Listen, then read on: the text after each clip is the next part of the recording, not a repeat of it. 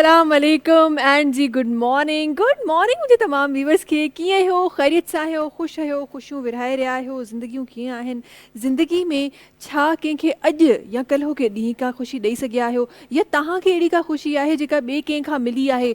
ज़रूरु न नंढियुनि नंढियुनि शयुनि खे नोट कंदा कयो, बिकॉज़ इहे नंढियूं नंढियूं शयूं कॾहिं कॾहिं ज़िंदगी जी वॾी ख़ुशी थी वेंदियूं आहिनि। इहे नंढियूं नंढियूं शयूं आहिनि जंहिंमें इंसान पाण इंजॉय कंदा आहिनि।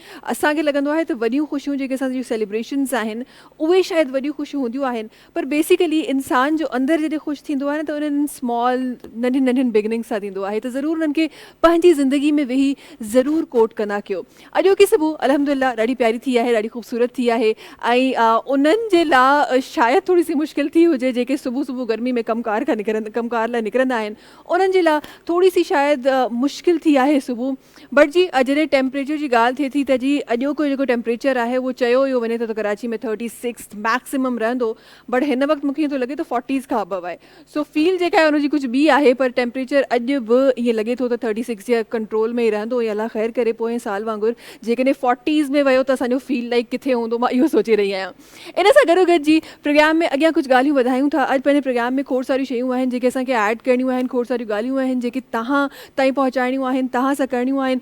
गॾोगॾु हिकु शइ जेका मां अॼु पंहिंजे प्रोग्राम में शामिलु करणु चाहियां थी, दैट इज़ त असां जॾहिं बि गर्मी ईंदी आहे, जॾहिं बि सर्दी ईंदी आहे, असां सभिनी में हिकिड़ो घरनि में रिवाजु आहे, अक्सर जेके साहिब हैसियत आहिनि या जेके कोशिशि कनि था को हिकु शइ बि, पर ज़रूरु गर्मियुनि जे लाइ या सर्दियुनि जे लाइ तव्हांजो जेको कबट हूंदो आहे न उहो ज़रूरु भरियलु हूंदो आहे। त जी गर्मियुनि जे लाइ हे शइ असां वटि, सर्दियुनि जे लाइ हे शइ असां वटि, गर्मियुनि जी शॉपिंग असांखे हीअं करणी आहे, सर्दियुनि जी हीअं करणी आहे, गर्मियुनि में घर खे हीअं रखिणो आहे, सर्दियुनि में हीअं रखिणो आहे।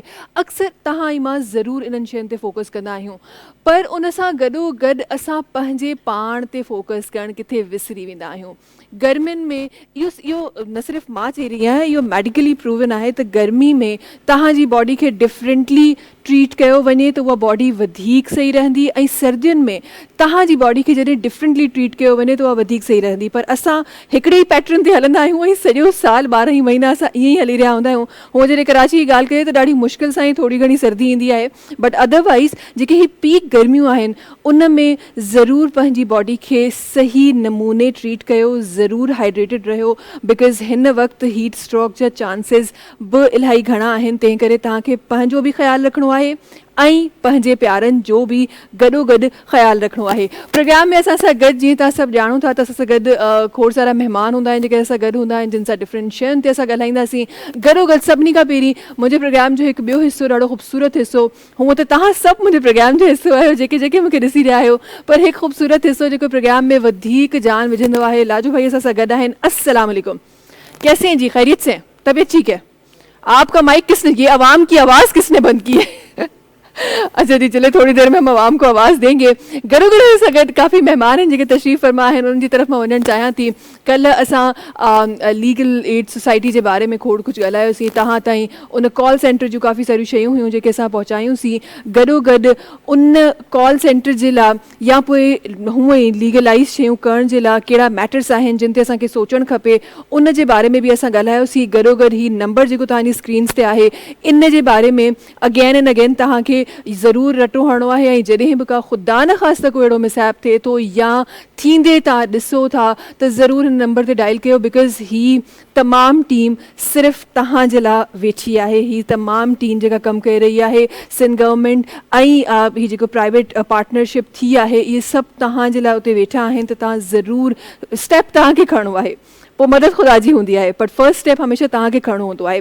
उन टीम जा कुझु मेंबर्स अॼु हिकु दफ़ो ॿीहर असां सां गॾु आहिनि, जिन कल्ह पहिरियों एपिसोड मिस कयो हो, उन्हनि जे लाइ अॼु असां वराए सां कुझु अहिड़ियूं ॻाल्हियूं कंदासीं जेके तव्हां जे लाइ फ़ाइदेमंद हूंदियूं। असां गॾु तशरीफ़ फरमा आहिनि मोहतरमा परवीन साहिबा आहिनि जेके असां गॾु तशरीफ़ फरमा आहिनि, परवीन खोखर साहिबा असां गॾु तशरीफ़ फरमा आहिनि, पाण जी लॉयर आहिनि। अस्सलाम वालेकुम। वालेकुम कीअं आहियो, ख़ैरियत सां आहियो, ख़ुशि आहियो? अल्हम्दुलिल्लाह। भई असांजी त सुबुह जेका आहे उहा काफ़ी ॾींहंनि खां पोइ सुबुह थी आहे। परवीन साहिबा तव्हांजी डेली सुबुह इन ई टाइम ते थींदी आहे? बिल्कुलु, असल में डेली इन्हनि टाइम ते सुबुह थींदी आहे। डेली न यार, त पोइ त तव्हां ब्लेस्ड। असां त मां त जेसि ताईं जॾहिं मूंखे कहिड़ो गैप मिलियो मॉर्निंग शो जो, त तक़रीबन को महीने सवा महीने जो कहिड़ो जेको गैप आयो हो, उन खां पोइ मूंखे ईअं लॻंदो त मां शायदि ई वरी करे सुबुह जो थी सघां। पर जी अॼु ॿियो ॾींहुं आहे, अल्हम्दुलिल्लाह, अखियूं अॻियां जो असांजो वास्तो न आहे, हींअर ताईं अखियूं खुलियल आहिनि। ॿिया महिमान असां सां गॾु आहिनि। लीगल सोसाइटी जॾहिं ॻाल्हि कजे थी त हिकु ॿिया मेंबर उन जा सां गॾु तशरीफ़ फरमा आहिनि। पाण जनाब लीगल एड सोसाइटी में एज एन कोऑर्डिनेटर कम करे रहिया आहिनि। असां गॾु तशरीफ़ फरमा आहिनि हसनैन अख्तर साहब। अस्सलाम वालेकुम। कैसी हैं महविश साहब? ठीक ठाक, तव्हां ॿुधायो, तव्हां ख़ैरियत सां आहियो, ख़ुशि आहियो? अल्हम्दुलिल्लाह मैं बहुत खैरियत से। आपका बहुत माशाल्लाह। शुक्रिया, आपने आज हमें मदऊ किया है और देखते हैं क्या गुफ्तगू होती है आज। बहुत शुक्रिया कि आपने वक्त निकाला और हमारी तरफ आए। और इस प्रोग्राम में मुझे ऐसा लगता है कि हर इंसान जो है ना अपना एक छोटा सा हिस्सा ज़रूर डालता है। तो ये जो प्यारा सा काम आप लोग कर रहे हैं, ये वो हिस्सा है जो ना सिर्फ प्रोग्राम में बल्कि मेरे मुल्क में आप ऐड कर रहे हैं ये हिस्सा। कैसे इनकी ज़िंदगी कैसी है? बिल्कुल, आप अगर ख़ास तौर पे इस काम के हवाले से पूछना चाह रही हैं तो फिर वाकई इस मुल्क के पाकिस्तान में कह लें कि हमारे जो ख़ास तौर पे काम है, मैं तफसीलात में तो बिल्कुल जाऊंगा महविश, लेकिन उससे जाने से पहले कहते हैं कि हम लोग जिस तरह से सफ़र शुरू करते हैं कि अहमद फराज साहब कह गए हैं कि शिकवा ज़ुल्मत शब से तो कहीं बेहतर था, अपने हिस्से की कोई शमा जलाते जाते। और बिल्कुल इसी शेर के कहले के जेल में जो है आज की गुफ्तगू भी हमारी होगी कि हम लोग किस तरीके से जो है लीगल एड सोसाइटी में 2013 समझे एक दिहाई हो चुकी है इससे हम लोग काम करते हुए आए हैं। फिर हमारा कॉल सेंटर भी आज उसके बारे में गुफ्तगू होगी। तो महविश मुझे उम्मीद है बहुत मज़ेदार गुफ्तगू होने वाली है हमारी। इंशाल्लाह। वो कहते हैं ना कि जब आपकी शुरुआत अच्छी हो जाती है ना तो फिर सब अच्छा हो जाता है। तो शुरुआत अभी तक बहुत अच्छी है। हालांकि मुझे ऐसा लग रहा था कि आज ज़रा सा हम लेट हो गए तो शायद आंखें खोलना मुश्किल होगा, लेकिन ऐसा नहीं है बिल्कुल। और आंखें खुली हुई हैं, जहन भी खुला हुआ है, कान भी खुले, कान में जो ये एक अलग सा एक पर्दा जो लगता है ना वो भी खुला हुआ है। असां गॾु ॿिया महिमान गॾु आहिनि, उन्हनि जी तरफ़ वञणु चाहियां थी। असां गॾु ॾाढा ज़बरदस्त एक्टर तव्हांखे डिफरेंट जॻहियुनि ते डिफरेंट तरीक़े सां कमु कंदे हमेशह ऐं क्रिएटिव कमु कंदे। असां कमु त सभु कंदा आहियूं पर he is one of those people जेके क्रिएटिव कमु हमेशह करणु ॼाणींदा आहिनि ऐं कंदा रहंदा आहिनि। डायरेक्शन में तव्हां हिननि खे हमेशह ॾिठो हूंदो, रोल्स डिफरेंट में हमेशह ॾिठो हूंदो। उनखां अलावा स्क्रीन ते वक़्तन फ़वक़्तन के अलॻि अलॻि गेटअप्स में असांखे नज़र ईंदा आहिनि। अली सैयद साहब सां गॾु आहिनि। अस्सलाम वालेकुम। कीअं हो? ठीकु आहियो? ख़ुशि आहियो? तबियत ठीकु आहे? ओके बिल्कुल। ज़िंदगी कीअं है अली? ज़िंदगी गुज़रे पई या गुज़ारियूं पिया? गुज़रे पई, बस गुज़ारियूं पिया। सुठी गुज़रे पई या धक्को लॻाइणो पए थो? सुठी ही गुज़रे पई, बस गुज़ारण लाज़मी आहे। गुज़ारण लाज़मी, फ्लो में वञण ॾियो हुनखे हिकिड़े जंहिंमें वञे पई। फ्लो में वञण ॾियो, बिल्कुलु छॾे ॾियो।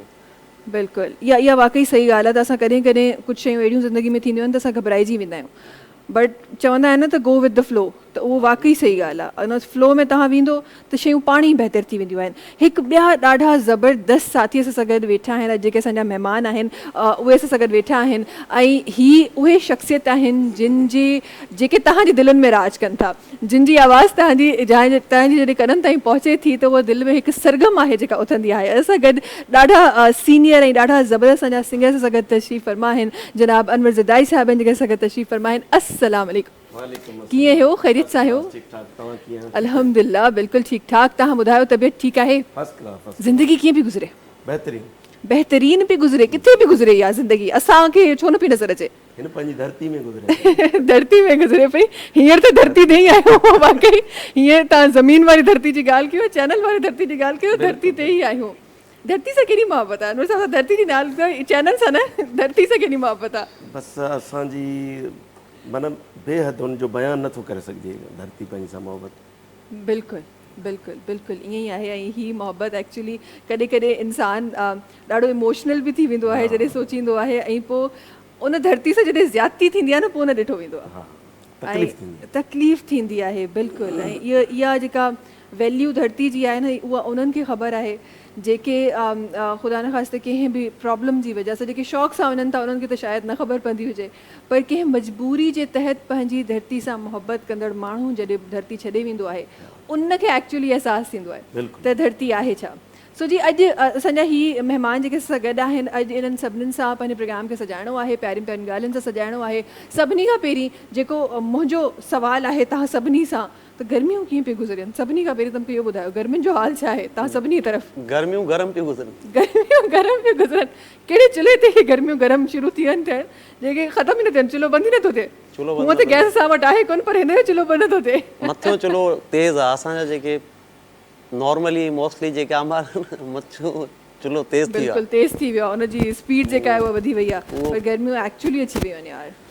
इहा वाकई हक़ीक़त ॻाल्हि आहे। लास्ट कल्ह शाम 6 बजे शूट ते विझी निकितो आहे, 8 बजे मूंखे लॻो थो यार माना कुझु बि न आहे, मां स्लीपलेस पाए पियो घुमां ॿाहिरि। बसि छा कजे, हाणे ईअं ई आहे। पर मां चवंदी आहियां त असां उन्हनि ब्लेस्ड माण्हुनि मां आहियूं त जो असां जॾहिं कमु कयूं था त असां एसियुनि जे विच में वेही कमु कयूं था। ठीकु आहे, न पई हले को मसइलो कोन्हे, पर हलंदी, पर पूरी न पई हले, हलंदी, आहिस्ता आहिस्ता कूलिंग कंदी। पर इहो आहे त असां वरी बि काफ़ी हिकु सुठो माहौल आहे जंहिंमें असां कमु कयूं पिया। पर असांजा उहे माण्हू जेके डायरेक्ट लाइट में कमु कंदा आहिनि उन्हनि जे लाइ एक्चुअली ॾाढो मुश्किल आहे। थोरो सो जी मां अनवर साहब खे स्टार्ट करणु चाहींदमि। अनवर साहब हिकु तव्हांजी सॼी जर्नी तमामु माण्हुनि खे ख़बर आहे त कीअं शुरू कयो, किथां शुरू कयो, कीअं शौक़ु पालियो। ही शौक़ु जेको आहे थोरो सो इन जे बारे में मां तव्हांखां ज़रूरु पुछणु चाहींदमि त हीउ जेको शौक़ु दिलि में पली वियो आहे, दिलि में आहे ऐं उहो वधंदो वञे पियो, इन शौक़ु खे केसि ताईं ॾिसणो आहे, केसि ताईं पहुचाइणो आहे? बसि ही शौक़ु अहिड़ो हिकिड़ो बहितरीनु आहे जंहिंजी हिन सां जेको हिन सेटअप में अची थो वञे या हिन सां दिलि लॻी थी वञे त ॿियूं शयूं सभु हुनखां विसरी थी वञनि। विसरी थियूं वञनि, बिल्कुलु बिल्कुलु बिल्कुलु। अच्छा, मूं किथे पढ़ियो हो ऐं मां अक्सर हिन ॻाल्हि खे ज़रूरु रिपीट कंदी आहियां त जेको तव्हांजो कमु हूंदो आहे न, उहो कमु ऐं पैशन ॿई तव्हांजो अगरि हिकु थी वञे न त तव्हांखे ज़िंदगी में कॾहिं कमु करिणो कोन्ह पवंदो। सही ॻाल्हि आहे। पोइ त तव्हां पंहिंजी ज़िंदगी इंजॉय करे रहिया हूंदो, कमु त पाण ई पियो थींदो हूंदो। सो इहो वाक़ई तव्हां उन्हनि ब्लेस्ड माण्हुनि मां आहियो जेके अहिड़ो कमु कनि था।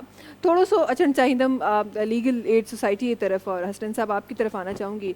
थोरो सो मां ॼाणणु चाहियां थी, पंहिंजे नाज़रीन ताईं पहुचाइणु चाहियां थी। कल्ह असां काफ़िनि सारियुनि शयुनि ते बि ॻाल्हायो आहे, पर स्पेसिफिकली अॼु मां टारगेट करणु चाहियां थी पंहिंजे उन्हनि तमामु भाइरनि सां, भेनरुनि सां, कम्युनिटीज़ सां जेके माइनॉरिटीज़ में अचनि थियूं।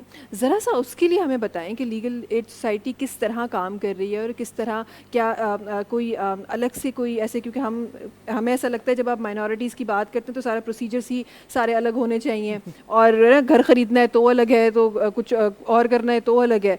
यहाँ आप कैसे देखते हैं माइनॉरिटीज़ को? देखिए, सबसे पहले तो वाकई बहुत शुक्रिया आपका कि आपने ख़ास तौर पे, क्योंकि आज इंटरनेशनली जो है वो दिन भी सेलिब्रेट हो रहा है कि जब हम डिफरेंट कल्चर्स को, डाइवर्सिटी को सेलिब्रेट करते हैं जी। और आज सिंध धरती माँ, धरती चैनल पे भी बैठे हुए हैं।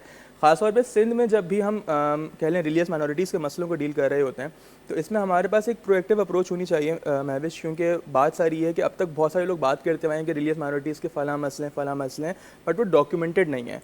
तो 2020 में हम लोगों ने सफ़र शुरू किया था कि जिसमें हम लोगों ने सबसे पहले तो हमारी काविश ये थी कि हम लोग सबसे पहले एक ऐसी रिसर्च करें, ये एक ऐसा एविडेंस जनरेट करेंगे जिसकी बेसिस पे हम कह सकें कि इस वक्त जो हमारे पास नॉन मुस्लिम कम्युनिटीज़ हैं सिंध में ख़ास तौर पे, उनके मसाइल हैं क्या।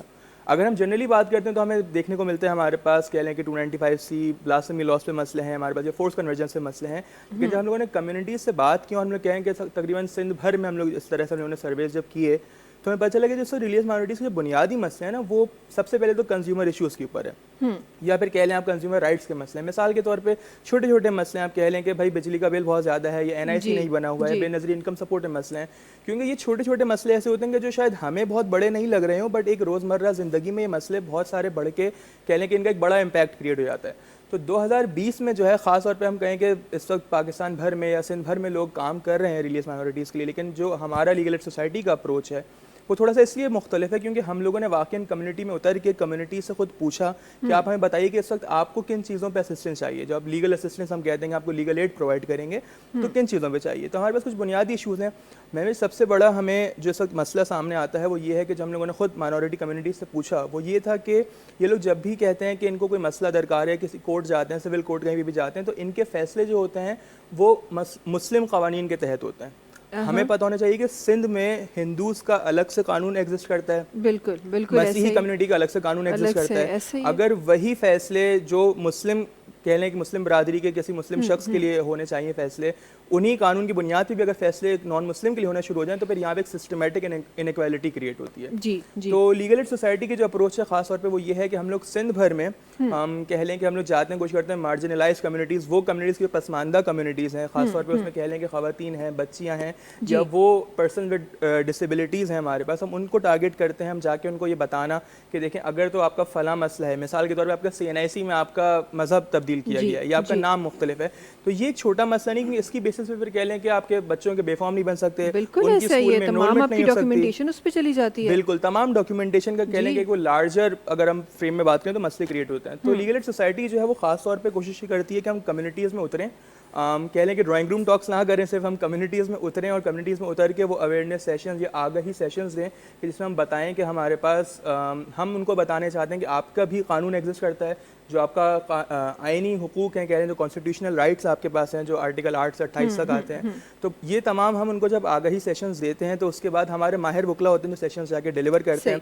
फिर कम्युनिटी से ही हमें कुछ मसले आते हैं, और वो मसले क्या है कि मिसाल के तौर पे कह लें कि फ़लाँ का बेनज़ीर इनकम सपोर्ट का मसला है, फ़लाँ का मिसाल के तौर पे कह लें, अच्छा एक और भी बहुत रिसेंट हमारे पास इशू है, वो ये है इबादत गाहों पे उनकी मेंटेनेंस का मसला है। सिंध वैक्यू ट्रस्ट बोर्ड हमारे पास एग्जिस्ट करता है कि जो कहता है कि वो मेंटेनेंस प्रोवाइड करेगा या इबादत गाहों को मेंटेन रखेगा। तो इस तरह के मसले हमारे पास मुख्तलिफ कह लें कि वाइड स्पेक्ट्रम है मसलों का, जिसमें हम जो खास तौर पे काम करते हैं उसमें कानूनी एड कह लें आप, या कह लें कि उसमें कानूनी मशवरा और सलाह दे रहे होते हैं, और बाद वक़्त हम कुछ केसेस जो हैं वो प्रोबोनो बेसिस पे अपने पास टेकअप भी करते हैं। तो हमारे पास काफ़ी कह लें कुछ ऐसे केसेस आए हैं कि जिसमें हम लोग कहते हैं कि हमारे पास जो मुस्लिम नॉन मुस्लिम कम्युनिटीज़ हैं, किडनैपिंग एब्डक्शन के केसेस हैं, उसके अलावा हमारे पास कह लें अच्छा ज़रा इस पे ना मैं ज़रा सा ब्रीफली बात करना चाहती हूँ, पर हींअर टाइम ब्रेक जो आहे ब्रेक की तरफ वञूं था, ऐं पोइ हिकु तवील गुफ़्तगू आहे जंहिं ते असांखे ॻाल्हाइणो आहे, ऐं इहो हिकु एक्चुअली ॾिसण जे लाइ शायदि हे ॾाढो नंढो मसइलो आहे, पर ही एक्चुअली हिकु वॾो मसइलो आहे, ऐं इहो मसइलो हिकु लीगल साइड ते त असां ॻाल्हाए ई रहिया आहियूं, पर एज़ एन नेशन मूंखे लॻे थो इहा असांजी ज़िम्मेदारी आहे त उन मसइले जो असां हल ॾिसूं ऐं उनखे हल कयूं। खोड़ सारियूं ॿियूं शयूं बि प्रोग्राम में शामिलु करणियूं आहिनि, ज़रूरु खोड़ सारियूं ॻाल्हियूं हूंदियूं जेके असां पंहिंजे प्रोग्राम में शामिलु कंदासीं, पर छो न ब्रेक जी तरफ़ वञूं, छो त चवणु इहो ई आहे न त बाख़बर रहणु ज़रूरी हूंदो आहे। वक़्तु आहे ब्रेक जो, तव्हां सां मुलाक़ात कयूं था न ब्रेक खां पोइ।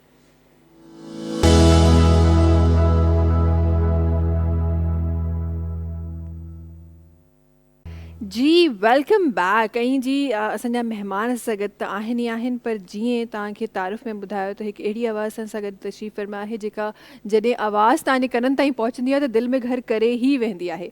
अरविंद साहिबु तव्हां गॾु हुजो ऐं असां को कलाम न ॿुधो, ईअं थी नथो सघे। छा ॿुधाईंदो, छा तयारी आहे? असल में मोहब्बत हिकु अजीब शइ आहे जेका शाइर बयानु कई आहे, पंहिंजे महबूब खे चए थो त दुनिया हींअर जेका आहे, माण्हू दुनिया दौलत मंगनि था या को वॾा वॾा बंगला, पर मां हर वक़्तु तुंहिंजे प्यार जी दुआ घुरंदो आहियां। प्यार जी दुआ घुरंदो आहियां, वाह बि वाह। अच्छा, इनखे मां थोरो सो सवाल या अंदाज़ में बि सभिनी खां पुछणु चाहियां थी, तव्हां शुरूआति तव्हां ॻाल्हि कई, शुरूआति तव्हां खां थींदी। इहा प्यार जी दौलत हूंदी छा आहे? प्यार जी माना दौलत जी हिन ज़िक्र कयो त माना माण्हू दौलत घुरनि था, हा, त बाबा दौलत हुजे, बंगला हुजनि, गाॾियूं हुजनि, पर आऊं पंहिंजे भाऊ खे चयो थो मां जॾहिं बि कंहिं दरगाह ते या ओलिया ते वञा थो त तव्हांजे प्यार जी दुआ घुरां थो। प्यार जी दुआ घुरां थो न, इहा जेका दुआ आहे या अनवर साहिबु घुरी? शाइर त घुरी आहे, पोइ अनवर साहिबु असां त झोलियूं खणी घुरियूं आहिनि, तव्हां दुआ जी ॻाल्हि, असां त झोलियूं खोलियूं आहिनि। अली दुआ घुरी की हूअं ई मिली वियो? घुरी ऐं घुरी असांखे बिल्कुल मक़सद माना एतिरी तूं का रोई नंढू वॾो नहीं ज़िंदगी पहिरीं दुआ हूंदी जेकी रोई घुरी का ज़िंदगी तमाम से बात। जेकर इने में शिद्दत लाज़मी है ना तो बेकार हवाला ॾिनो भी मक़सद। हाँ, हसनैन साहब कहाँ तक पहुंच रही है बात?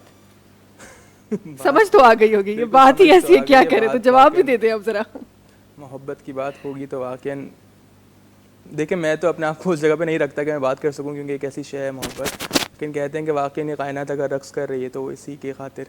और आज जब जरदारी साहब जो है वो आज सुनाएंगे तो फिर अंदाजा होगा कि वाकई नहीं जो मोहब्बत जैसी शय है ये किस तरह से दिलों में घर करती है। देखते हैं इनकी आवाज़ क्या घर करेगी हमारे दिलों में। बिल्कुल, हम इनको तो देखेंगे कि ये घर आपके दिल में है या भी खाली है, ये मकान खाली है? फिल वक्त में इस बारे में नहीं कमेंट करना चाहूँगा। अभी हमने किराए पे दिया हुआ है, हम खरीदार हमारे पास आए नहीं, अभी किराए पर है मकान। हिते छा कहानियाँ? अल्हम्दुलिल्लाह मोहब्बत इंसान जी ज़िंदगी में ज़रूरी शइ आहे। अल्लाह साईं सी घुरी ने अल्हम्दुलिल्लाह, अल्लाह साईं मोहब्बत ॾिनी बि ज़िंदगी में। माशाल्लाह अल्हम्दुलिल्लाह ऐं मैरिड आहियां इन 10 सालनि सां। माशाल्लाह माशाल्लाह। अच्छा, हिकु असां हमेशा जॾहिं बि सवाल पूछो तो जवाब ॾियां नी, तव्हांजो छा मतिलबु हूंदो आहे? तव्हां ॿुधायो। दुआ मां त हिकु बार झोलियूं कयूं त असां त झोलियूं कयूंसीं, पर ख़ैर मूंखे ईअं लॻे थो असद मोहब्बत हिकु अहिड़ी शइ आहे जेका हर इंसान जी ज़रूरत आहे। मूंखे मां पर्सनली कंदी आहियां बिल्कुलु थी, ऐं उहा अगरि न थिए हा त शायदि इहे जेके इमोशन्स मुंहिंजे फेस ते अचनि था उहे शायदि एतिरो स्ट्रॉन्गली न अचनि हा। ऐं हीअ मोहब्बत ई आहे जेका तव्हांखे संवारे थी। मूंखे ईअं लॻंदो आहे अगरि तव्हांखे और उहा मोहब्बत पंहिंजे पाण सां बि थी सघे थी, कॾहिं कॾहिं ईअं बि थींदो आहे त मोहब्बत तव्हांखे पंहिंजे पाण सां बि थींदी आहे। सो हीअ जेको तमामु मुंहिंजो हिकिड़ो फेस जेको नज़र अचे थो न, इहो बेसिकली उहो बेस आहे उन मोहब्बत जो, जेको मां पाण सां बि कयां थी ऐं जेको मां वरी उन्हनि ॿियनि सां बि कयां थी, जेके मुंहिंजा मोहब्बती माण्हू आहिनि उन्हनि सां बि कयां थी, ऐं उन्हनि जे लाइ ई सॼो गेटअप मां कयां थी। अदरवाइज़ मां जी मोहब्बत इंसान खे इंसान ठाहींदी आहे सही मायने में, बस बिल्कुलु ईअं ई आहे, बिल्कुलु ईअं ई आहे। सुठो इंसान ठाहिण में मुंहिंजे नज़र में मोहब्बत जो सभिनि वॾो हथु आहे। बिल्कुलु बिल्कुलु बिल्कुलु ईअं ई आहे। ॾाढी ज़बरदस्त ॻाल्हि कई। हाणे को मोहब्बती वारो गानो तव्हां ॿुधायो त मज़ो बि ईंदो हाणे ॿुधण में अनवर साहब।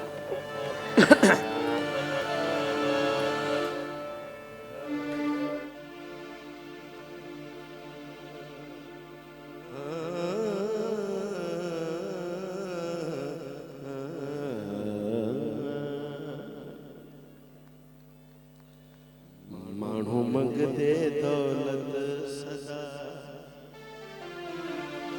तेरा दीदार में मंगा, हथड़े जोड़ दुआई माण्हू मंगदे दौलत सदा, तेरा दीदार में मंगा, जोड़ दुआई जन भी कलंदर चूनंगा, माण्हू मंगदे दौलत सदा, तेरा दीदार में मंगा, जोड़ दुआई जन भी कलंदर चूनंगा, मंगदे दौलत सदा।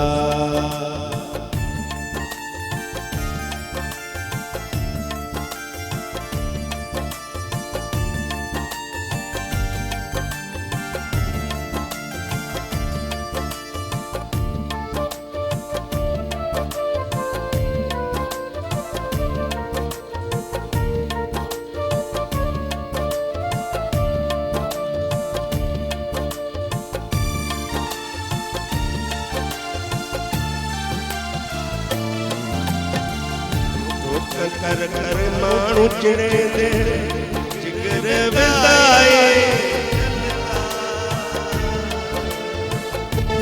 जिगर विदाए जला,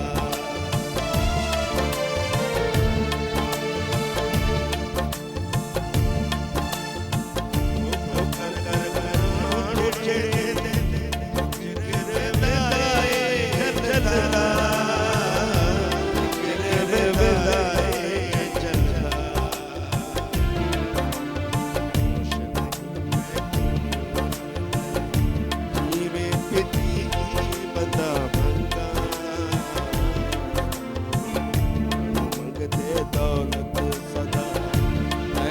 दीदार में मंगा, जोड़ दुआई मंगा, जन भी कलंदर चूनंगा, मंगदे दौलत सदा।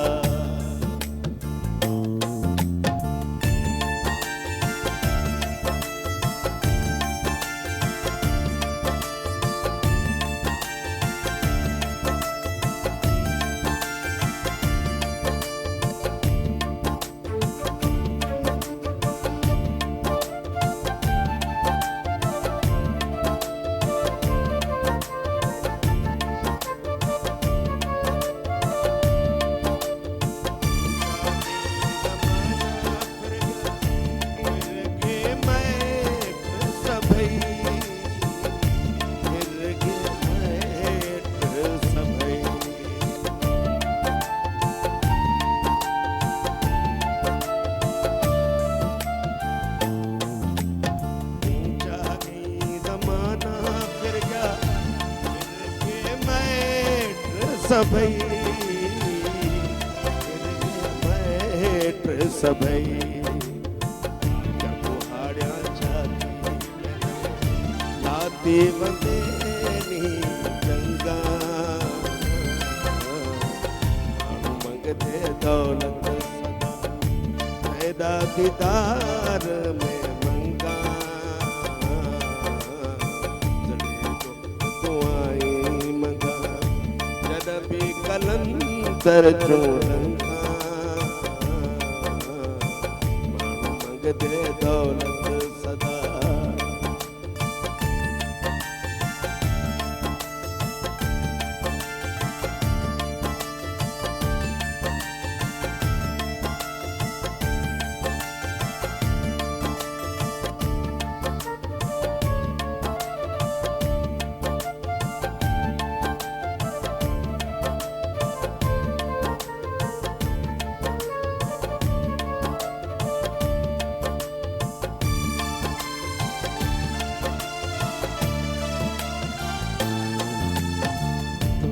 कर कर माण्हू चढ़े जिगर वेंदाए जलदा जिगर वेंदाए जलदा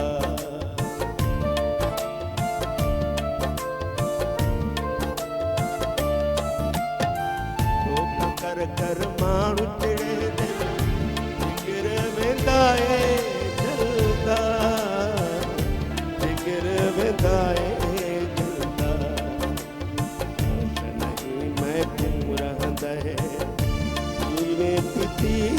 बंदा भंगा माण्हू मंगदे दौलत सदा तेरा दीदार में मंगा दुआई घुरा जॾहिं कलंदर जो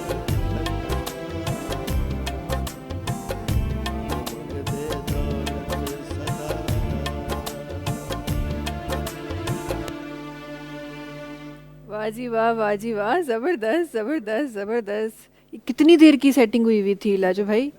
ये अभी फौरी तौर पे?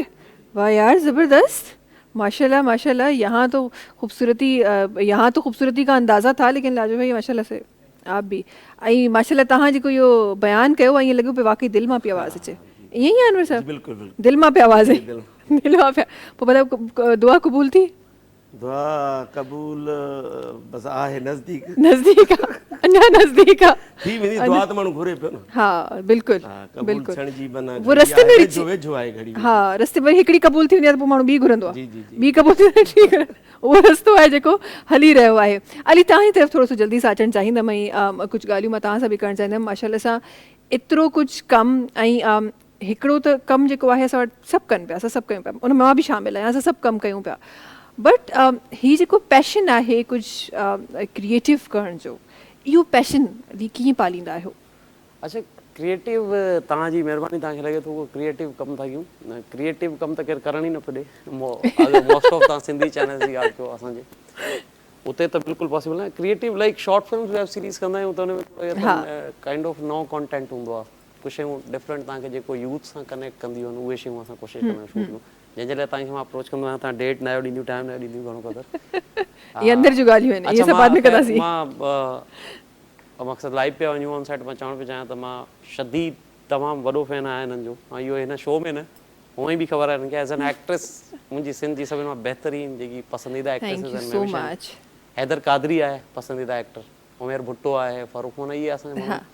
मां इहो ज़रूरु चवंदुसि त मां क्रिएटिव कमु कयां न कयां या मूंखे कहिड़ा हर्डल्स आहिनि, पर कम अज़ कम असांजे सिंधी चैनल्स ते नओं कॉन्टेंट क्रिएटिव शयूं थियणु खपनि, करनि बि पिया, हलनि बि पिया। पर काइंड ऑफ अगरि तव्हां उर्दू चैनल जी ॻाल्हि कंदव ऐं इंटरनेशनल मीडिया जी ॻाल्हि कंदव त असां किथे न किथे अञा थोरो बैकवर्ड आहियूं, पोइ आहियूं। असांखे इहा ज़रूरी आहे त असां जिद्दत ते कमु कयूं। तव्हां हीअ पंहिंजो धरती आहे, सिंध टीवी आहे, जेतिरा बि चैनल्स आहिनि असांजा, मक़सदु वेब उन्हनि जो आहे। लाइक तव्हांजो ही शो अधु कलाक खां पोइ अपलोड थींदो, ठीकु आहे, त तव्हांखे खपे त तव्हां वेब जो अलॻि कॉन्टेंट बि डिज़ाइन कयो न। कॉपीराइट्स त तव्हांजा आहिनि। महविश अगरि हिकु शो होस्ट करे थी, एक्ट्रेस तमामु सुठी आहे, उनखां बि 100 गुना। त महविश खे वठी तव्हां हिकिड़ी शॉर्ट फिल्म ठाहियो, वेब सीरीज़ ठाहियो, इंटरनेशनली कनेक्ट कयो। नॉर्मली थिए छा पियो, मोस्ट ऑफ द माना असांजो जेको सिंधी कॉन्टेंट आहे उहो असांजा जेके बि यूथ आहे उहो घटि पियो ॾिसे। इवन मां पाण बि एज़ एन एक्टर ड्रामो कयो, हाणे सिंध टीवी ते कंहिं बि कोन ॾिठो, सही ऑनेस्टली वारा। त असांखे खपे त असां थोरो स्टाइलाइज़ कयूं, थोरो असां डिजिटल मार्केट में कमु कयूं। दुबई में UAE माना तव्हां यकीन कयो तव्हांजो जीअं माशाल्लाह गानो मज़ो आयो ॿुधो हुनजे लाइ मुबारक तव्हांखे। थैंक यू सो तव्हांखे मच। जेको UAE मां रिस्पॉन्स मिलंदो या वर्ल्ड वाइड रिस्पॉन्स मिलंदो सॼी दुनिया में सिंधी आहिनि। बिल्कुलु चयो इहो थो वञे असां अञा ताईं ओल्ड फैशन थोड़ा घटि एजुकेटेड अनएजुकेटेड कॉन्टेंट ते खणो लॻियूं। हा। असांखे उन्हनि खे थोरो मेच्योर करणु खपे न। बिल्कुलु त मां इन करे चवणु पियो चाहियां त जेको बि ॿुधे थो लाइव पियो हले असांखे मॉडर्न कॉन्टेंट ते वञणु खपे, असांखे कॉन्टेंट ते कमु करणु खपे। असांजा प्रोडक्शन जेको प्रोडक्शन आहे उहा लोअर आहे, ठीकु आहे, असांखे प्रोडक्शन इंक्रीज़ करणु खपे। फ़ाद मुस्तफ़ा सां कंहिं शो में सवाल कयो अवॉर्ड शो में, हिकिड़ी का सिंधी KTN जी होस्ट हुई, उन्होंने चयो सर आप सिंधी है माशाल्लाह वगैरह वगैरह सब, तो आप क्या चाहते हैं कि हम आप क्यों नहीं सिंधी प्रोडक्शन करते हैं, हम आपको कब देखेंगे सिंधी मीडिया में अच्छे कंटेंट। फ़ाद मुस्तफ़ा एॾो सुठो जवाबु ॾिनो, चई असांजा सिंधी मीडिया वारा एॾो सुठो कमु पिया कनि पर चवनि पिया फ्री में थी वञे, हुननि खे चयो पैसा ख़र्च कंदा पैसा त मां बि फिल्म कंदुमि तव्हां सां इंशाल्लाह। त इहो को टॉन्ट न आहे, को तंज़ न आहे, मां पाण सिंधी आहियां इन करे एक्चुअली हक़ीक़त जी मूंखे इहो ॾुख बि आहे अंदरि। माना तव्हां कोशिशि कयो अगरि असां लेट्स सपोज़ असांजो जेको बि पर एपिसोड आहे असां हिन महिल छा डिस्कस कयूं उनखे ॿियो कुझु न त कम अज़ कम 50% इंक्रीज़ करे छॾियो। इंक्रीज़ करे तव्हांजो अली गुल मला 30 साल स्ट्रगल करण खां पोइ हिकिड़ो ड्रामो पियो करे इश्क मुर्शिद, सॼी दुनिया में मक़सदु बिलाल अब्बास खां वधीक फैन फॉलोइंग मिली हुनखे, इट मीन्स तो उन खां वधीक टैलेंटेड आहे, टैलेंट आहे, प्लेटफॉर्म मिली वियो त निकिरी वियो। इहो ई अली गुल मला 30 साल अञा वीचारो हिते हाणे त छा मिलिया। त जॾहिं तव्हां वटि एॾा टैलेंटेड माण्हू पिया आहिनि, एॾा टैलेंटेड माण्हू पिया आहिनि त तव्हां उन्हनि खे हिन प्लेटफॉर्म तां ठीकु आहे, पर असांखे मजबूरन ॿियो प्लेटफॉर्म, मां हाणे 7-8 उर्दू ड्रामो पियो कयां, हा मूंखे हिते ॾियो न, मां मूंखे उहा इज़त उहा ई सभु शयूं हिते मिलंदियूं, मां छो उर्दू चैनल ते ईंदुमि। अच्छा काफ़ी माण्हू इन्हनि में अली इहो बि थोरो सो कोट कंदा आहिनि त अच्छा ठीकु आहे तव्हां सिंधी थी, तव्हां सिंधी चैनल छॾे तव्हां ॿिया चैनल्स आहिनि उन्हनि ते तव्हां कमु था कयो, काफ़ी माण्हू इन खे बि थोरो सो नाइंसाफ़ी वारे फेज़ में खणी वेंदा आहिनि। बट वट आई थिंक त तव्हां जो सो तव्हां कमु करणु ॼाणो था ऐं जेको आर्ट आहे न उहो कंहिं लैंग्वेज जो मोहताज कोन्हे। ॾिसो लैंग्वेज बिल्कुलु तव्हां बिल्कुलु सही, मां त इहो चवां ई न पियो न, मां तव्हां पाण पियो चवां त मां हुते काफ़ी घणो पियो कमु कयां। हिते प्रोडक्शन लेवल सेट थींदा, हिते पेमेंट्स, हिते प्रोटोकॉल, तव्हां यकीन कयो सिंधी उर्दू मीडिया जे डिफरेंसिस में तव्हांजा प्रोटोकॉल्स, तव्हां बि माशाल्लाह काफ़ी कमु कयो आहे, प्रोटोकॉल्स जो तव्हांखे डिफरेंस नज़र आयो, एक्टर्स बिल्कुलु एटमोसफियर नज़र आयो। असां वटि असांजा उस्ताद हुया, अलाह हुननि खे जन्नत में जॻह ॾे, मामा आरिफ बलोच, मां जेको बि आहियां वॾो हथु आहे हुननि जो, मां उहो वाहिद माण्हू ॾिठो जेको सिंधी मीडिया में एक्टरनि खे उहो प्रोटोकॉल उहा रिस्पेक्ट ॾींदो हुयो। बिल्कुलु माना इवन पंहिंजे खीसे मां बि हणी ज़ीरो प्रॉफिट ते बि कमु कंदो, पर कमु कंदो, ख़िदमत कयूं। असांखे खपे, असां चैनल्स खे खपे त असां इन खे अपग्रेड कयूं शयुनि खे। असां तव्हांखे ख़बर आहे 30-40 सालनि खां सिंधी फिल्म न ठही सिनेमा जी, छो न ठही? असां सिंधी छा एतिरा न आहियूं अप्रोच वारा। असांखे ज़रूरत आहे त असां जिदत ते, असां पंहिंजे नाले ते, असां पंहिंजी कारकर्दगी ते कमु कयूं। मक़सदु असां किथे वेही इहो चई सघूं त छा यार न मक़सदु सिंधी बि लाइक हा। अच्छा हिते वरी हिकु शइ आहे जेका चयो वेंदो आहे त असांजी जेका रीजनल लैंग्वेज आहे उहा महदूद तबिके जे लाइ, पर ॾिसो हे जेका असांजा आर्टिस्ट आहिनि जेके हिननि चैनल्स खां निकिरी थोरो सो कमु कनि था, हिकु वॾी मार्केट में कमु कनि था, उन्हनि खे जॾहिं दुनिया पसंदि करे थी दैट मीन्स त असां उहा बि त असांजा ई आर्टिस्ट आहिनि न, असांजी ज़ुबान ॻाल्हाइण वारा माण्हू आहिनि न, पर दुनिया उन्हनि खे पसंदि करे थी, छो न असां उन्हनि खे हिते अहिड़ो कमु ॾियूं जेको माण्हू ज़ाहिर आहे तव्हां आर्टिस्ट सां गॾोगॾु तव्हांजी बि उहा इहा ई त महवेश सम्झण जी ॻाल्हि आहे, इहा ई महवेश कुरैशी, इहो ई अली सैयद, इहो ई अली गुल मला, साॻियो एक्टर आहे, साॻियो बणियो, साॻियो पर्सनैलिटी आहे, हिते रही कुझु न पियो करे, प्लेटफॉर्म चेंज थो थिए, उहो छको हणी थो छॾे यार। मक़सदु भले मतिलबु वर्ल्ड वाइड आमिर खान बि भले पियो चए यार, उहो सेम अली गुल मला जेको धरती ते सिन टीवी ते KTN ते इन्हनि ते हलियो, अॼु हुते कहिड़ो जादू आहे, जादू प्रोडक्शन जो आहे, जादू प्रोडक्शन लेवल जो आहे। हुननि जो एपिसोड, हिकिड़ो एपिसोड 28 के 30 लख रुपए जो आहे, ॿियो को बि कमाल कोन्हे। तव्हांजो सभिनी वॾो डायरेक्टर फारूक रिंदा आहे, उहो बि सिंधी आहे, ॾिसो ठीकु आहे त लाइक सो इहा वाक़ई सही ॻाल्हि आहे त असांखे इहो जेको हिकु असांजो दाइरो आहे जंहिंखे असां लैंग्वेज जो नालो ॾेई ऐं हिकु क्रॉस ॾेई छॾियो आहे त हुन दायरे खे असांखे ॿाहिरि न आहे वञिणो, असांखे बेसिकली उन खां ॿाहिरि वञिणो पवंदो। हीअ हाणे दुनिया उहा दुनिया न आहे रही जेको हिकु बॉक्स जे अंदरि 4 माण्हू आहिनि जेके तव्हांखे ॾिसनि पिया। दुनिया ग्लोबलाइज़ थी वई आहे, असांखे बि उन्हनि सां गॾु ग्लोबलाइज़ थियणो पवंदो, असांखे बि उन्हनि स्टैंडर्ड्स ते अचिणो पवंदो, तॾहिं ई असां सुठो कॉन्टेंट बि ॾेई सघंदासीं, असां आर्टिस्ट खे बि फ्री हैंड ॾेई सघंदासीं, असां उहो प्रोडक्शन बि सुठी पोइ करे सघंदासीं। उहो ज़ाहिर हिकु माण्हू जो कमु न आहे, उहो सभिनीनि जो मिली कमु आहे। ऐं तॾहिं पोइ तव्हां सां ॿिया वरी माण्हू बि सीरियस थींदा। इन्हनि में सिर्फ़ु चैनल्स जो क़सूर न, मां त इहा ॻाल्हि बि कंदी, असांजा आर्टिस्ट बि सीरियस न आहिनि, चवंदा आहिनि अच्छा भई हेतिरा पैसा त असां कमु बि हेतिरो ई कंदासीं। तव्हां उन्हनि पैसे, मां इहा ॻाल्हि, असांखे ॻाल्हि थोरी सी इहा इलाही सीरियस थी वई आहे, पर इहा ॻाल्हि वाक़ई हक़ीक़त आहे। मां काफ़ियुनि जॻहियुनि ते आर्टिस्टनि खे इहो बि चवंदे ॾिठो आहे त छा हेतिरो पैसा था ॾियनि त असां छो सीरियस थियो, असां बि हेतिरो ई कमु कंदासीं। उन्हनि पैसनि में तव्हां राज़ी थिया आहियो, केरु तव्हांखे गन पॉइंट तां कोन वठी आयो आहे, तव्हांजो कमु आहे उन्हनि पैसनि में ख़राब करण वारा बि असां एक्टर। महवेश कुरैशी अगरि 50,000 पर डे थी घुरे त ॿी अची बीह रहंदी 20 में मां कंदुमि, मार्केट बि ख़राब कए। अच्छा ॿियो हिकिड़ी महवेश लास्ट ॻाल्हि मां लाज़मी चवणु चाहींदुमि ॾिसण वारनि जे लाइ, असांजा इदारा जेके बि सिंधी चैनल ॾिसनि पिया धरती समेत, असांजा जेके टेक्निकल स्टाफ्स आहिनि, तव्हांजा assistant cameraman, makeup artist, ENG, मक़सदु जेतिरो बि तव्हांजो स्टाफ आहे, क्रू आहे, तमामु घटि सैलरीज़ आहिनि।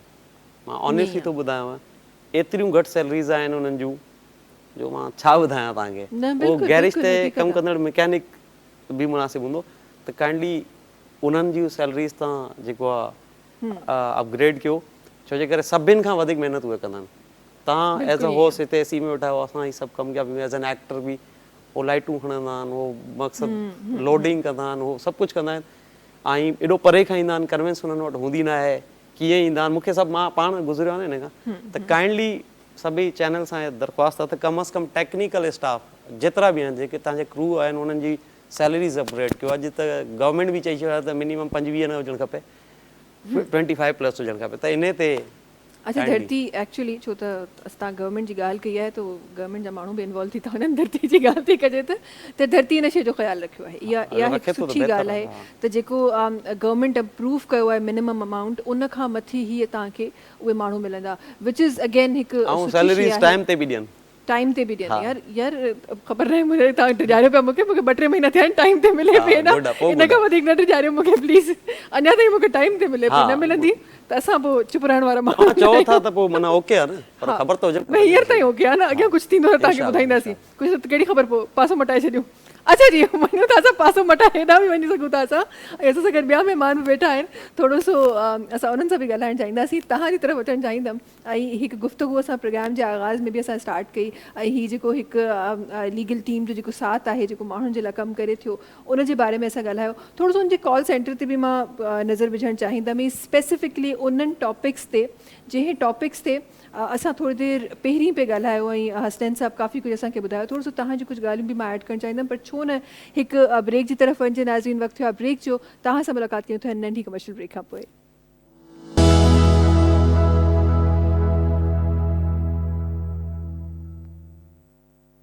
चाहिए होती है हमें भी चाय, हम भले गर्मी हो, चाय की डिस्कशन के साथ असां वापसि अची विया आहियूं नाज़रीन, चाय जी डिस्कशन सां गॾु। अच्छा हीअ वाक़ई में चाय हिकु अहिड़ो टॉपिक आहे जंहिं ते मां त घटि में घटि कलाकनि जा कलाक ॻाल्हाए सघां थी।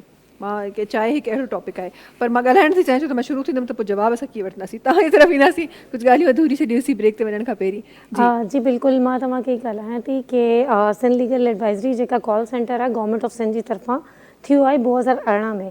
हालांकि 2014 में नासिर असलम ज़ाहिद साहब ने इन्हनि जो इफ्तिताह कयो ऐं इनके बाद पंहिंजे फंडिंग सां मतिलबु हिननि खे हलायो, ऐं 2018 में सिंध गवर्नमेंट जी तरफ़ां असांजो हिकिड़ो इंटीग्रेशन थियो, ऐं पब्लिक एंड प्राइवेट पार्टनरशिप जे तहत जेका ई हले थो, इन्हनि में पूरे पाकिस्तान से सॼे पाकिस्तान से कॉल्स ईंदियूं आहिनि जिन्हनि खे असां फ्री लीगल एडवाइस कंदा आहियूं। असांजो नंबर आहे 0800 70806, तो ई रेगुलर कॉलर जो नंबर आहे। सुबुह 9 खां संजो 5 बजे ताईं लीगल एडवाइस जेका असां फ्री ऑफ कॉस्ट ॾींदा आहियूं पूरे पाकिस्तान सां।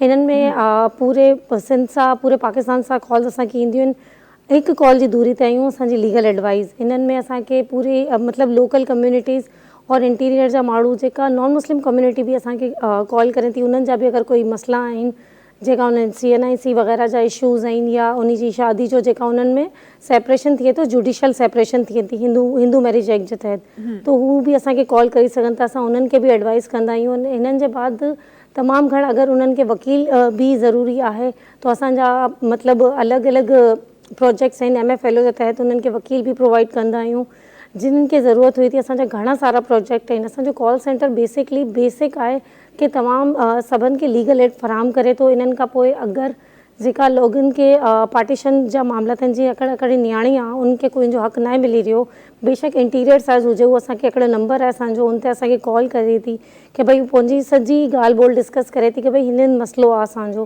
तो हिननि खां पोइ ही थिए थो कि असां उन्हनि खे ॻाल्हि ॿोल करी उन्हनि जी सॼी उहो वठी करे उन्हनि जा नंबर वठी करूं था। इन्हनि खां पोइ असांजो ॿीहर जेका प्रोजेक्ट आहे उन्हनि खे ॾियूं था। उन्हनि खे असां वकील बि फ्री में ॾींदा आहियूं पूरे सिंध जे 13 डिस्ट्रिक्ट जे अंदरि, जिन में मतिलबु कराची जा 5 डिस्ट्रिक्ट आहिनि, मलीर डिस्ट्रिक्ट समेत east west south central and Malir.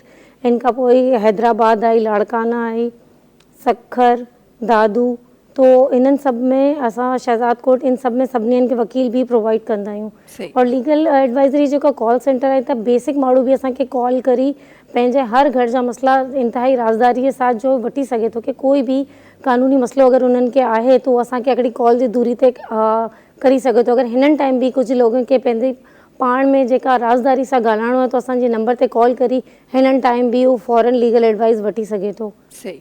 अच्छा, हिते मां थोरो सो इहो मैसेज क्लियरली पंहिंजे नाज़रीन ताईं पहुंचाइणु चाहियां थी त हिते असां जेके ॻाल्हियूं करे रहिया आहियूं, हमारे सेट पे एक बिल्ली है जो घूम रही है और वो कह रही है कि मेरा शॉट कब आएगा। अच्छा, वापसि अचूं था पंहिंजी ॻाल्हियुनि जी तरफ़ त असांखे ये काश में कहने ये जेके नेचुरल केरु ॿिली पकड़े सघे थो इहो ॿुधायो। ॿिली केरु पकड़े सघे थो? असां अली कॾहिं ज़िंदगी में एक्सपीरियंस थियो आहे? खणी कच्छ में विहारियूंसि। ख़ैर जी, थोरो सो कुझु इन्हनि ॻाल्हियुनि जी तरफ़ अचूं था त हिकु जेका ॻाल्हि मां पंहिंजे नाज़रीन ताईं ॾाढो क्लियरली पहुचाइणु चाहियां थी त हिते ही शो हिन तरीक़े जी कॉन्वर्सेशन करण जो मक़सदु कुझु इहो ई आहे त असांजी जीअं कल्ह असां डिस्कस कयो ओवरऑल अॼु असां पंहिंजे माइनॉरिटीज़ खे पाण सां गॾु रहण जो असां अहसासु ॾियणु चाहियूं था। ऐं ही कॉल सेंटर या ही नंबर या तमामु गवर्नमेंट जा ऐं प्राइवेट पार्टनरशिप जा या सिर्फ़ु गवर्नमेंट जा या सिर्फ़ु प्राइवेट जेके बि इदारा आहिनि उहे न सिर्फ़ु असां हिकु बेसिक असांजे जेके सोशल कमु करे रहिया आहिनि बल्कि माइनॉरिटीज़ खे बि उहे ई उहे डील कंदा आहिनि, उहे ई उहे ट्रीट कंदा आहिनि। हिकु नंढड़ी ॻाल्हि जेका हसन साहब आपकी तरफ आते हुए मैं ज़रा जानना चाहूँगी, एक बहुत ही कॉमन चीज़ है हमारे पास प्रॉपर्टी रिलेटेड इश्यूज़ बहुत ज़्यादा होते हैं कि अच्छा अगर आप किसी और रिलीजन से हैं तो फिर आप कोई घर ख़रीद रहे हैं तो वो मसला, घर रेंट पे ले रहे हैं तो वो मसला, किसी स्कूल में जा रहे हैं वो मसला, कहीं कॉलेज में जा रहे हैं वो मसला। उसके लिए थोड़ी सी कोई लीगल एडवाइस जो आप हमारे तमाम उन माइनॉरिटीज़ से रिलेट करने वाले लोगों को दे सकें। ये अच्छा कि आपने खुद ही सवाल करें कि मैं इस हवाले से बात करना भी चाह रहा था। दर हकीकत लीगल एड सोसाइटी जो है वो प्राइवेट और पब्लिक प्रॉपर्टी दोनों के ही हवाले से हमारा जो है वो कह लें लीगल एडवाइस भी मौजूद है और लीगल असिस्टेंस भी मौजूद है। ख़ास तौर पे जो हमारी नॉन मुस्लिम कम्युनिटीज़ हैं उनके साथ जो सबसे ज़्यादा मसला होता है वो इसी के हवाले से है कि उनके लैंड के इशूज़ बहुत ज़्यादा हैं।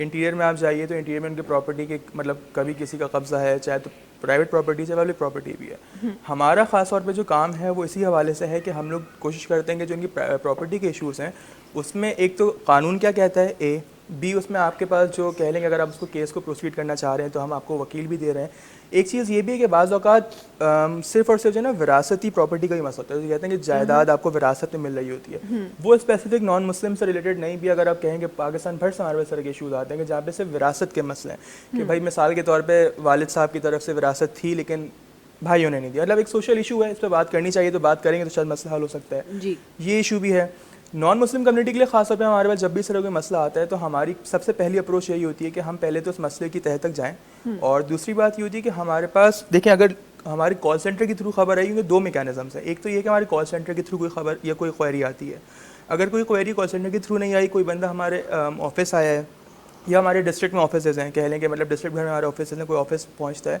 सबसे पहला काम तो यही है हमारा कि एक तो मसले की तह तक जाना, फिर देखना है कि वो केस आया किसी एक ख़ास बंदे के लिए ही केस है। मिसाल के तौर पे मेरा केस है, मुझे प्रॉपर्टी में रेंट पे मसला हुआ था, मेरे मालिक मकान ने मिसाल के तौर पे मुझे बाहर निकाल दिया, ये मेरी प्रॉपर्टी थी, मुझे मेरे भाइयों ने हुकूक नहीं दिए, मुझे बाहर निकाल दिए। हम लोग एक काम और कर रहे हैं मैं भी जो वाकई कह लें कि मतलब बताना चाहिए उस वक्त, वो है पब्लिक इंटरेस्ट लिटिगेशन का काम। हम लोग उसको कहते हैं स्ट्रेटेजिक लिटिगेशन। उसमें क्या है, मिसाल के तौर पर हैदराबाद में आपके पास एक कह लें कि मंदिर है, मंदिर की दीवार पे या कह लें वहाँ पे जो है किसी एक कब्ज़ा हो गया, ठीक है, नाम नहीं लेते, किसी ने कब्ज़ा कर लिया। वो एक मसला किसी ख़ास कम्युनिटी का है, लेकिन अगर मसला हल हो जाएगा तो वो पूरी कम्युनिटी का मसला हल करेगा। हम सही, उसको कहते हैं सही। Strategic litigation. तो हमारे पास हमारे इदारे में सिर्फ और सिर्फ ऐसा नहीं है कि किसी एक शख्स का कोई मसला है तो वही मसला होगा और हल हो जाएगा। अगर आपको लग रहा है कि कोई एक ऐसा मसला है जो सिर्फ आपके हद तक महदूद नहीं है, बल्कि अगर आप उसको रजिस्टर करवाएंगे हमारे पास, तो कम्युनिटी को फ़ायदा पहुंचाएगा, आपकी पूरे कह लें उस ज़िले में या ख़ासतौर पे आपकी कम्युनिटी को फ़ायदा पहुंचाएगा। तो वो मसले भी हमारे पास आते हैं, इसको हम लोग कहते हैं कि पब्लिक इंटरेस्ट लिटिगेशन यूजुअली कहा जाता है, हम उसको स्ट्रेटेजिक लिटिगेशन कहते हैं सही। कि एक मसला जो कम्युनिटी को पूरा फ़ायदा पहुंचा रहा हो। ठीक है, एक चीज़ जेका मां ॾाढी क्लियरली पंहिंजे नाज़रीन ताईं पहुचाइणु चाहियां थी, ऐं उन जो मक़सदु इहो ई आहे त तव्हां सभई जेके चाहियो था उहे अप्रोच करे सघो। हिकु शइ जेका मां पहुचाइणु चाहियां थी कि आप जो लीगल एडवाइस तो आई एम श्योर वो तो फ्री ऑफ कॉस्ट ही ठीक है, लेकिन जो आप लीगल हेल्प करते हैं क्या उसकी कोई चार्जेस हैं? नहीं, हमारे पास दरअसल कि हम जो कह रहे हैं कि हम मुफ्त कानूनी मशवरा भी, मुफ्त कानूनी सलाह भी है, तो हमारी पॉलिसीज़ यही हैं कि हमारे पास किसी किस्म के कोई चार्जेस नहीं होते।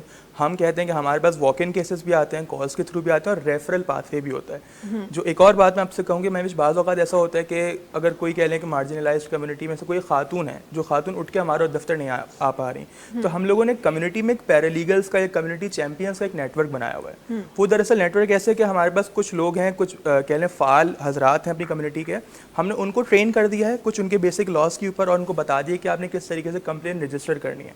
वो कम्युनिटीज़ में रहते हैं। मिसाल के तौर पर मैं एक कम्युनिटी में रहता हूँ, मेरे पास कोई एक्सेस नहीं है ना कॉल करने का ना ऑफिस आने का, मुझे पता है, बट 4 घर छोड़ के एक पैरालीगल रहता है। हाँ। तो मैं पैरालीगल के पास जाऊँगा, वो पैरालीगल मेरे किसी डिस्ट्रिक्ट ऑफिस से कनेक्टेड होगा, वो उनके थ्रू हम तक कंप्लेन पहुँच जाएगी, वो भी फ्री ऑफ कॉस्ट पहुँचती है। सिर्फ कंप्लेन ही, इवन तो अगर केस भी प्रोसीड होगा तो भी फ्री ऑफ कॉस्ट हो रहा होता है। तो बिल्कुल हम लोग, क्योंकि महविश बात वही है कि फिर मैं कहूँगी कम्युनिटी में अगर उतर के काम करना होगा तो फिर शायद कम्युनिटी के जो इशूज़ हैं उनमें हम इस तरह से ही कहते हैं कि हम पैरालीगल्स को भी करें, कम्युनिटी चैंपियंस कह लें, और हम खुद कम्युनिटी तक पहुंचे, बजाय से कि हम वेट करें कि हम तक कोई मसला लेकर आएगा। बिल्कुल, तो ये वाकई वो दरिया है कि जो खुद प्यासे तक पहुंच रहा है, खुद प्यासे तक पहुंच रहा है। और ये अल्लाह ताला तव्हां सभिनी खे कामयाब करे, जंहिं तरीक़े जो तव्हां माशाल्लाह सां ॾाढो ख़ूबसूरत कमु करे रहिया आहियो ऐं मुल्क जे लाइ करे रहिया आहियो।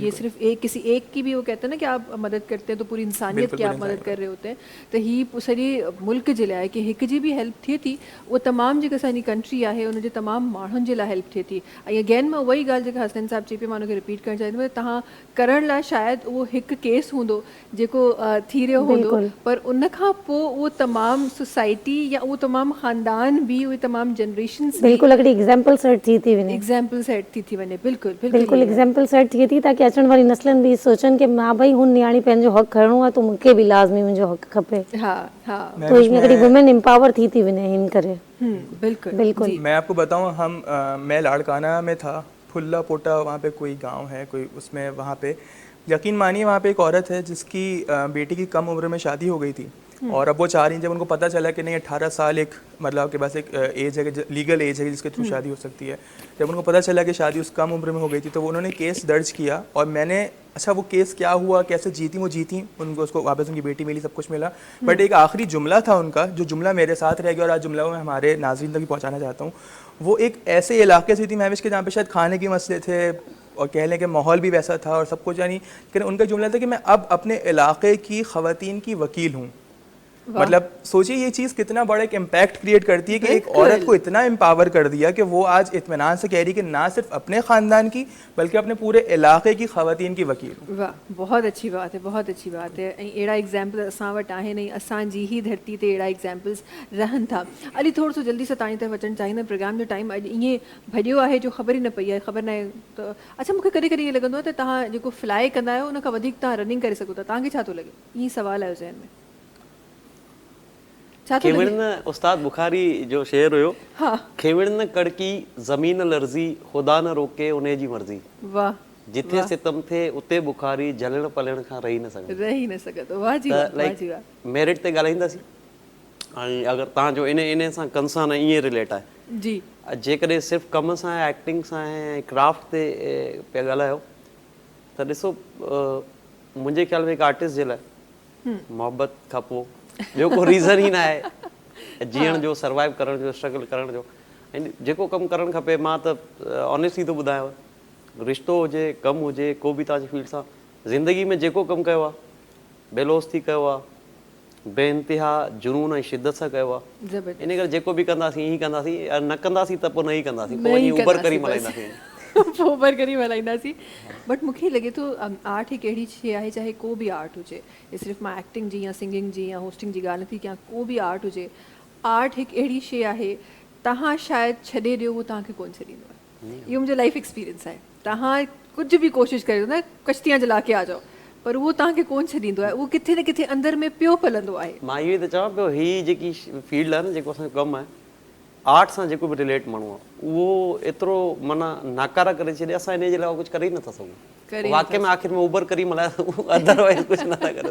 असां उबर करी मल्हाए गाना ॻाईंदासीं, को मसइलो कोन्हे। न मक़सदु लाइक यकीन कयो, as an actor, as a model, as a host, उन खां पोइ ॿियो को कमु थी ई नथो सघे, माना करे ई न सघूं। सरकारी जॉब ऑफर थी छॾे ॾिनी, मां चवंदो आहियां यार करे ई न सघां। असां सभु अहिड़ो ई हाल आहे। अची वियो त अची वियो। असांजो बि कुझु अहिड़ो ई हाल आहे। पर अली हिकु शइ जेका मां माशाल्लाह सां तव्हांखे लॻे थो त तव्हां क्रिएटिव कमु नथा कयो, बट किथे न किथे तव्हांजी एक्टिंग में बि उहो क्रिएटिव आर्टिस्ट झलकंदो आहे। ऐं असां वटि काफ़ी घटि एक्टर्स अहिड़ा आहिनि जेके उन कैरेक्टर खे जीअंदा आहिनि। असां वधीक ख़्यालु रखंदा आहियूं त असां सुठा अचूं, कैरेक्टर खे कहिड़ो बि हुजे, पर असां सुठा नज़र अचूं। पर असां वटि काफ़ी घटि एक्टर्स आहिनि जेके इहो ख़्यालु रखंदा आहिनि त कैरेक्टर नज़र अचे। अगर महविश कंहिं कैरेक्टर में आहे त उहो कैरेक्टर नज़र अचे, उहा महविश नज़र न अचे। तव्हां उन्हनि आर्टिस्ट मां हिकु आहियो। इहा वाक़ई हक़ीक़त आहे। ऐं इहो जेको कमु जंहिं तरीक़े सां माशाल्लाह सां करे रहिया आहियो, मूंखे ईअं लॻे थो त इन फ्यूचर इंशाल्लाह, ख़बर न आहे त अरीब करीब आसरो मिले न मिले, असांखे लॻे थो असां पंहिंजी प्रोडक्शन स्टार्ट कंदासीं। इंशाल्लाह। अच्छा, मां ऑनेस्टली थो ॿुधायांव, ही पूरी कोशिशि आहे ऐं पूरी नियत आहे त घटि में घटि एटलीस्ट असां पर्सनली, मां ऐं शायदि महविश बि उन में पार्ट हुजे, पंहिंजी प्रोडक्शन स्टार्ट कंदासीं। Short film, web series, cinema जी हिकिड़ी फीचर फिल्म सिंधी लॻो पियो आहे, उन ते हले पियो कमु। इंशाल्लाह अलाह चयो असां हिकिड़ी सुठी प्रॉपर प्रोफेशनल सिंधी फिल्म ॾींदासीं पंहिंजे सिंधियुनि खे, जंहिंखे ज़रूरत आहे। ऐं अगरि महविश कुरैशी चए पई अली सही थी कुझु अचे थो त माना पोइ अचे थो, माना पोइ अचे पियो। अच्छा, हीअ वाक़ई में हिकु अहिड़ो दरिया आहे जंहिंखे जेतिरो तव्हां डेप्थ में वञो न, ओतिरो तव्हांखे अञा मज़ीद तव्हांखे ईअं लॻंदो त अञा हिकिड़ो अहिड़ो ॿियो सफ़र आहे जेको तव्हांखे करिणो आहे। पर माण्हुनि कॾहिं कॾहिं मूंखे ईअं लॻंदो आहे त असां ॾाढो मज़ाक़ सम्झी वरितो आहे पंहिंजी जॉब खे। असां इहो चवण जे लाइ त असां चऊं था त हा ठीकु आहे, असां हे जॉब छॾी, हो जॉब छॾी, पर एक्चुअली जिन सेक्रीफाइसिस ॾिना आहिनि हिन जॉब जे लाइ, उहो ई हिन जॉब जी क़दुरु ॼाणे थो। ऐं पोइ जॾहिं उहो पाण पंहिंजी क़दुरु ॼाणे थो न, माण्हू बि हुनजी क़दुरु कंदा। अली इहो एक्सपीरियंस कयो आहे ज़िंदगी में? अगरि तव्हांखे पंहिंजी क़दुरु ख़बर न आहे न, केरु तव्हांजी क़दुरु न कंदो। अरे मां इन ते तव्हांखे हिकिड़ो नंढड़ो टाइम शायदि घटि हूंदो, असां हिकिड़ी इहा ई ॿाहिरि गेट टुगेदर हुई, कुझु डायरेक्टर्स आहिनि उर्दू चैनल्स जा, वेठासीं। शायदि यूनुस हिकिड़ो ॾाढो सुठो वॾो डायरेक्टर आहे, त असां वेठासीं। असांजो हिकिड़ो दोस्त आहे, उहो माज़ी में सिंधी डायरेक्टर बि, प्रोड्यूसर बि थी वियो। त लास्ट मां उनखे गैदरिंग हुई त मां उनखे ॿुधायो, यार वो मेरा जो बजट ना इंक्रीज़ हो गया, अब मैं अच्छा चार्ज कर रहा हूँ। त साम्हूं जेको प्रोड्यूसर वेठो दोस्त डायरेक्टर, उन मूंखे 5 मिंट ई पहिरियां चयो त यार अली भाई आपको कास्ट करना है यार, वो एक कैरेक्टर है, मैं चाहता हूँ आप करें। PTV ते एक सोप हुयो, त फ्लो में पिया वञूं त मां मुंहिंजो दोस्त माना वॾे भाउ वांगुरु, शायदि ॾाढो सुठो वॾो डायरेक्टर, तो उनखे मां ईअं ॿुधायो, चई और सुनो क्या हो रहा है, क्या अपग्रेड कर रहे हो, क्या तरक्की कामयाबी है। मां चयो यार मैं बजट इंक्रीज़ कर दिया तो अच्छा हो गया, जियो 7 स्काई से मैं अच्छा पेमेंट ले रहा हूँ। तो उन मूंखे माण्हू चयो, जेको प्रोड्यूसर हुयो, देखा शायद भाई अब ये मुझे बजट बता रहा है बहाने से। अच्छा, मां तव्हांखे ख़बर आहे बिल्कुलु स्ट्रेट माण्हू, मूंखे ज़हन में न हुयो, पर मां हुनखे सवाल कयो, मां चयो यार आप प्रोड्यूसर हो? मां चयो दिलि ते हथु रखी ॿुधाए जाए, अगरि अली सैयद तोखे पाण चए मां 50,000 रुपया वठंदुमि, तूं 50,500 रुपया ॾींदे? प्रोड्यूसर हो ना आप कोई भी कारोबार, कोई भी काम कर रहे हैं, आपके पास एक बंदा आके आपको बोले कि यार मैं 500 रुपये लूंगा, तो आप उसको 501 रुपया देंगे? आप प्रोड्यूसर है ना, क्यों देंगे भाई? हाँ यार, मां त 5,200 भी न ॾींदुमि। मां चयो इन करे मां ॿुधायां पियो, असल में अपनी कीमत, अपना स्टेटस, अपनी इज्जत आप नहीं लगाएंगे, नहीं बरकरार रखेंगे, नहीं बनाएंगे, कोई और नहीं करे न कंदो। बिल्कुलु सभिनी खां पहिरीं तव्हांखे एक्सेप्ट करिणो आहे त तव्हां छा आहियो, पंहिंजे अंदरि बिलीव हूंदो आहे त माण्हुनि ताईं तव्हां उहो बिलीव पहुचाए सघंदा आहियो। ख़ैर जी, प्रोग्राम जो टाइम ख़तमु थी वियो आहे, अॼु के एपिसोड जो टाइम ख़तमु थी वियो आहे। थैंक यू सो मच तव्हांजो बि ऐं तव्हांजो बि अञा तव्हां सां तव्हांखे थैंक यू कोन चवंदासीं, असां तव्हांखे ईअं कोन छॾींदासीं, अञा कुझु ॿुधणो आहे असांखे आख़िर में प्रोग्राम जे। और अगेन लाजो भाई का साथ इंशाल्लाह रहेगा, ऐं असां ॾाढो ख़ूबसूरत गानो इंजॉय कंदासीं। हिकु दफ़ो ॿीहर तव्हां सभिनी महिमाननि जी वरी महिरबानी सां गॾु हुजण जे लाइ नाज़रीन इंशाल्लाह वरी सुभाणे ईअं गॾिबो ख़ूबसूरत ॻाल्हियूं कंदासीं ख़ूबसूरत महिमाननि सां तव्हांखे मिलाईंदासीं ऐं उन सां गॾोगॾु ख़ूबसूरत खोड़ सारा अहिड़ियूं शयूं हूंदियूं जेके असां तव्हां सां गॾु करणु चाहियूं था जेकॾहिं तव्हां कुझु ॾिसणु चाहियो था त ज़रूरु असांखे सजेस्ट कयो बिकॉज़ हिकु ॻाल्हि जेका मां स्टार्टिंग खां चई रही आहियां त हीउ उहो गुलदस्तो आहे जंहिंमें सिर्फ़ु असां गुल न सजाईंदासीं तव्हां ऐं मां मिली गुल सजाईंदासीं वरी महिरबानी सां गॾु रहण जे लाइ आख़िर में रेडी आहियूं असां आख़िर में हिननि जो गानो असां इंशाल्लाह शामिलु कंदासीं तव्हां सां मुलाक़ात सुभाणे कंदासीं अल्लाह हाफ़िज़ बिस्मिल्लाह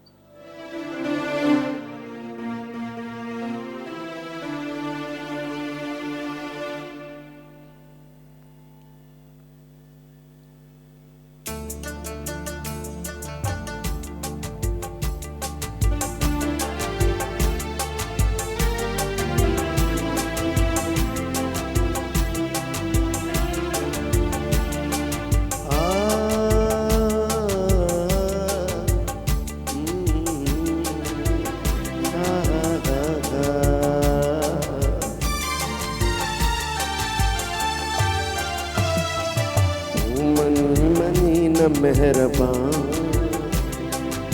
मां त मिंथ थो करे छॾियां मां त अर्ज़ थो करे छॾियां मनी मनी न मेहरबान मां त मिंथ थो करे छॾियां मां त अर्ज़ थो करे छॾियां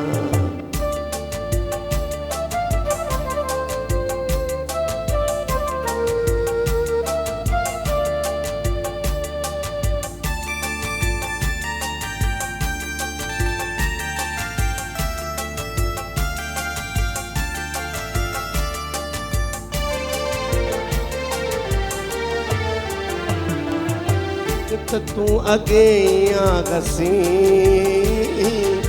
या नफी सवेस थो ढकी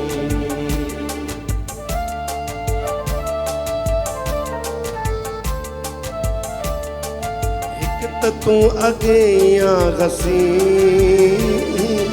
ॿिया नफी सवेस थो ढकी जो वरी टिली थो नाज़ सां थो करे छॾियां